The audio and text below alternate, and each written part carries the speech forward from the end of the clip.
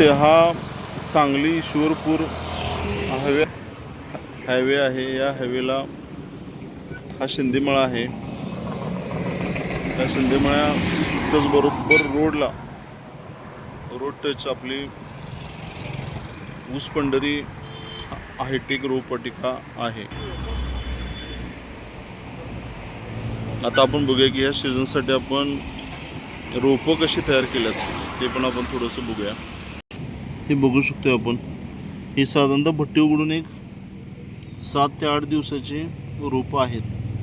आता ह्याच्यावरती आपण जर बघितलं तर पानाची आपण ग्रीनरी बघू शकतोय, काय लेवलनं पानांचा ग्रोथ आहे. आणि ही कोकोपीटमधली वाढ आहे. जर समजा ही रोपं ज्यावेळेला मातीमध्ये जातील त्यावेळेला ही जी होणारी वाढ आहे ती अजून वेगळ्या पद्धतीची असेल. थोडंसं आपण आता ही जी स्टम साईज ही पण आपण चेक करायची आहे. तर मंडळी बघू शकतो, ही बुकिंगची रोपं आहेत. बऱ्याच शेतकरी बांधवांना आपल्याला चौकोनी ट्रेमध्ये रोपांची ऑर्डर दिलेली आहे. तर ही जी स्टम साईज किंवा ही जी स्टमची आपण गिरनर ही बघू शकतो की जिथून त्याच्या गाठी तयार झाल्या, जिथं सगळ्यात जास्त ॲक्च्युली रोपांच्या इथून फुटवे निघणार आहेत. इथं सगळ्यात ही गाठ महत्त्वाची असते. ह्याच्यामध्ये जवळपास 7-8 कांड्या असतात आणि ह्याच्यातून येणारी जी फुटवे असतात, डोळे असतात, ते सगळ्यात आपल्यासाठी महत्त्वाचे असतात.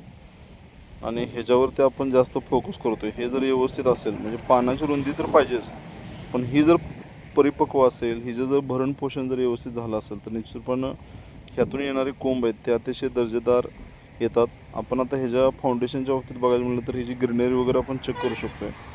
ही जी अशा अवस्था ही कोकोपीटमधली ज्यावेळेला ही मातीमध्ये जाईल, त्याला प्रॉपर न्यूट्रिशन वगैरे मिळायला चालू होईल, त्यावेळेला ह्याच्यामध्ये होणारी जी वाढ आहे ती अप्रतिम होणार आहे. ह्याच्या आपण रोपं मुळी पण आपण ह्याची चेक करू शकतो.